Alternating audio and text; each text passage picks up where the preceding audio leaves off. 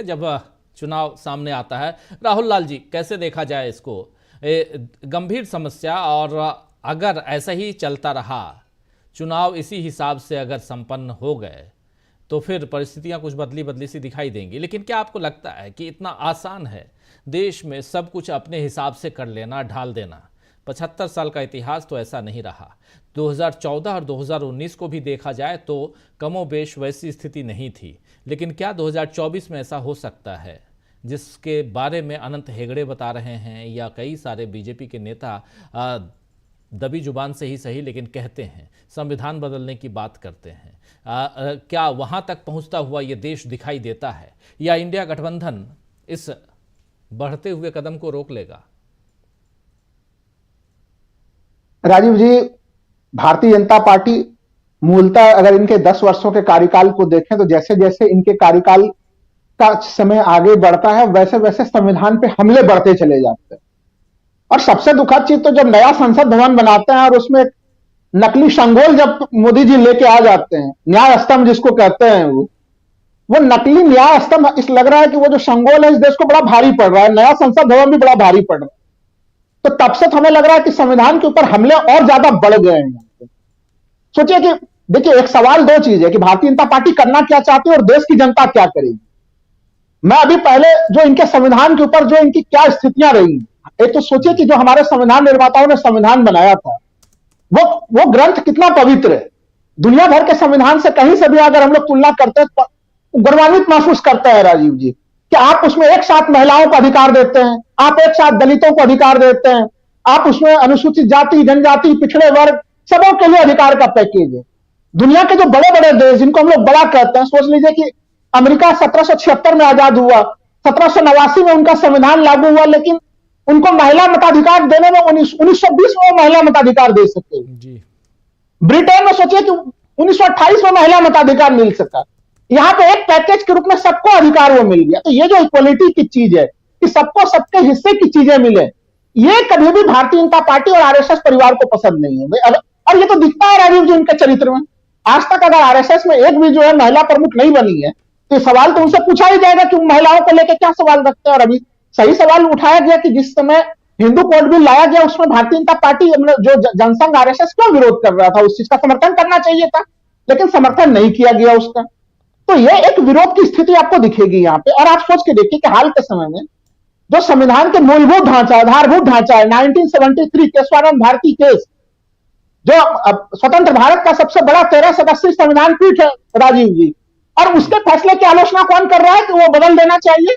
हमारे उपराष्ट्रपति महोदय जगदीप धनखड़, जिनकी थोड़ी सी कोई मिमिक्री कर दे तो आप जो है कि मान लेते हैं कि बड़ा अन्याय हो गया, उनका अन्याय हो गया, किसानों का अन्याय हो गया, लेकिन वो खुलेआम भारतीय संविधान की धज्जियां उड़ा देते हैं आप। और उनका ट्रैक रिकॉर्ड कोई अच्छा नहीं था। आप देखिए, जब वो पश्चिम बंगाल में राज्यपाल थे तब भी राजीव जी उनका कौन सा ट्रैक रिकॉर्ड अच्छा था? आप तो ऐसे स्थिति में जब कोई पार्टी खुलेआम और उनके बनाए गए लोग जो संवैधानिक पदों पे हैं तो चुन चुन के संविधान के ऊपर हथौड़ा मारने का काम करें, तो राहुल गांधी जी ने जो मामला उठाया है अनंत हेगड़े को बयान को देखते हुए, वो देशवासियों को समझना सबसे आवश्यक है। बात यह नहीं कि अरुण गोयल ने चुनाव से जस्ट पहले इस्तीफा क्यों दे दिया।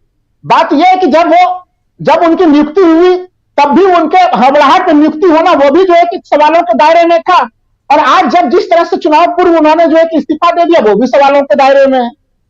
इसका मतलब क्या है कि भाई दो जगह खाली है वहां पे। ठीक है, 15 मार्च को आप नई 2 नियुक्ति कर दीजिएगा, लेकिन मैं उस दृष्टांत पर 1995 में जब सुप्रीम कोर्ट ने फैसला दिया था राजीव जी, उस समय टीएन शेषन ने चुनौती दी थी बहुसदस्यीय चुनाव आयोग को लेकर। तब सुप्रीम कोर्ट ने कहा था कि चुनाव आयोग की बहुसदस्यता उसको लोकतांत्रिक बनाती है। आप सोच के देखिए कि अगर 2 सदस्य नियुक्त हो भी गए अगर, तो वो अचानक से चुनाव के मुहाने को इस पूरे कार्य प्रणाली और व्यवस्था को कैसे समझेंगे? 96 करोड़ वोटर है आपके, 14 लाख बूथ है आपके इस देश में, 1.5 करोड़ लोग जो कि सरकारी कर्मचारी ड्यूटी में लगेंगे, कोई बच्चों का खेल नहीं है। तो आप इसको वन मैन आर्मी बनाना चाहते हैं। उसका सीधे सीधे लब्बो लुआ भी है कि वहां पे भी एक हमारा जो सबसे पसंदीदा लोग है वही इसको वन मैन आर्मी के रूप में चलाए, बाकी 2 दिखावे के रूप में आप बैठा दीजिएगा उसमें। ये चुनाव, ये जो चीजें हैं, ये प्रवृत्ति है इनकी एक तरह से संविधान पे हमले करने की प्रवृत्ति।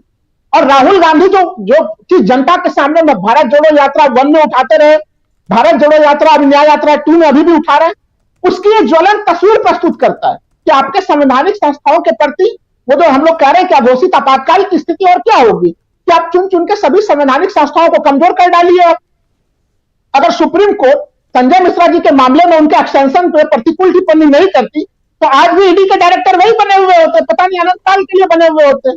तो अगर मोदी जी ईडी के डायरेक्टर को अनंत काल तक एक्सटेंशन देने के लिए तैयार हैं, तो क्या माननीय प्रधानमंत्री जी अपना एक्सटेंशन अनंत काल के लिए नहीं चाह रहे होंगे? ये है यहां पे सबसे बड़ी मुसीबत की बात। लेकिन 400 का आंकड़ा जो बीजेपी के लोग कह रहे हैं, मैं तो कह रहा हूं कि प्रधानमंत्री जी ने 150 रैलियां करने के कार्यक्रम बनाए हैं, तो 150 रैली से उनको 150 से 175 तक सीटें मिल जाए उनको, वही उनके लिए बहुत ज्यादा चीज है। क्योंकि देखिए अभी उत्तर भारत में, दक्षिण भारत की चर्चा छोड़ दीजिए, लगातार लोग कहते हैं कि भाई कांग्रेस दक्षिण भारत में बहुत मजबूत है। उत्तर भारत में 3 राज्यों के चुनाव हुए, उसमें भी सोचिए मध्य प्रदेश में जो बाद में हम लोगों ने स्थिति देखी, वहां पे कांग्रेस के भीतर कितने उथल पुथल की स्थिति, फिर भी मध्य प्रदेश में भी कांग्रेस का वोट शेयर देखिए राजीव जी, उन स्थितियों के बावजूद भी कांग्रेस का वोट शेयर कैसा था। राजस्थान का वोट शेयर, राजस्थान में वोट शेयर पहले से बढ़े, छत्तीसगढ़ का भी 40% का एवरेज वोट शेयर बना के रखा विधानसभा चुनाव में भी। और फिर आप कह दीजिए कि नहीं चुनाव तो एक पक्षी होने जा रहे हैं, कैसे एक पक्षी हो जाएंगे चुनाव एक पक्षी नहीं हो रहे कहीं से भी। जनता जो है कि बिगुल फूंक चुकी है। और जो दूसरी चीज जो अब हम लोगों को यहां पर समझना पड़ेगा कि संविधान तो खतरे में है, लेकिन देश के नागरिकों का संसाधन जिसके ऊपर हम सबों का अधिकार है, उन संसाधनों को किस तरह से चुन चुनकर अपने मित्र सहयोगियों को, पूंजीपति सहयोगियों को दिया जा रहा है। आज राहुल गांधी जब अभी गुजरात की यात्रा पे हैं, जो आपने शुरुआत में भूमिका में बताई भी कि जो व्यापारियों ने बताया कि भाई हमारे एमएसएमई लघु उद्योग खत्म। अब तो सोचिए सरकार कितना बड़ा बढ़िया हेडलाइन बनाती है राजीव जी कि जीएसटी के आंकड़े रिकॉर्ड तोड़ रहे हैं।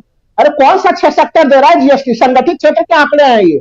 आपने असंगठित क्षेत्र जो कि बड़ा सा हिस्सा आपके रोजगार में होता था, 95% लोगों को बड़ा हिस्सा रोजगार वही मिलता था, 93 से 95% लोगों को, उसको बर्बाद कर दिया और सारा रेवेन्यू आप खुद वसूली करते चले जा रहे हैं। तो आप संसाधनों के आवंटन के मामले में भी जो है कि आप एक पक्षी हैं, सब कुछ उठा के किसी को दिए चले जा रहे हैं। संविधान के जो मूलभूत मूल्य हैं आप सोच के देखिए राजीव जी। मैं तो एक ऐसे जगह पर आ रहा हूं जीटी रोड के किनारे कि जहां पे कि हर समय जो है कि कांवड़ की यात्रा, तमाम यात्राएं मैं खुद उसको देखता हूं। और फिर ऐसे में जब बीजेपी के लोग ये तर्क दें कि नहीं वहां पर सड़क पर जो है कि नमाज पढ़ा जा रहा था, बड़ी गलत चीज है वो, हम कैसे उसको जो है कि अगर वहां पर ट्रैफिक डिस्टर्ब हो रहा था तो फिर इस कांवड़ यात्रा के कारण जो महीनों ट्रैफिक डिस्टर्ब होता है उसका क्या? अभी शिवरात्रि के नाम पर फिर ट्रैफिक डिस्टर्ब हो रहा है उसका क्या? आप इस देश में किसी भी तरह से आनंद फानंद में एक समुदाय विशेष के ऊपर हमला करने के प्रयास में हमेशा रहे, यह बिल्कुल दुखद चीज है। आपको अगर ऐसे प्रवृत्तियों के ऊपर रोक लगानी है, कोई एक नियम, कोई एक कानून बना दीजिए, लेकिन नहीं, आपको मूलभूत रूप से अलग अलग समुदाय को जो आपको पोलराइजेशन पॉलिटिक्स के लिए शूट करता है, उन सब के ऊपर आपको लगातार हमले करने हैं। तो इन स्थितियों को भारतीय जनता, जो भारत के लोग हैं, मतदाता हैं, वो इसे स्वीकार नहीं करने जा रहा है राजीव जी। यही कारण है कि भारतीय जनता पार्टी के तमाम सांसद वो भी भाग रहे हैं, और जो सांसद चुनाव प्रचार करने के लिए जा रहे हैं वो तो आपने तस्वीर दिखाई। मैं तो कह रहा हूं कि ग्रामीण क्षेत्रों में स्थितियां और भी ज्यादा है, जहां पे कि वो कैमरे से वायरल नहीं हो रहे, वो दृश्य हम लोग तक राजीव जी पहुंच नहीं पा रहे हैं। तो बीजेपी की उल्टी गिनती मैं मानता हूं प्रारंभ हो चुकी। जी, बीजेपी की उल्टी गिनती क्या प्रारंभ हो चुकी है? जो कह रहे हैं आप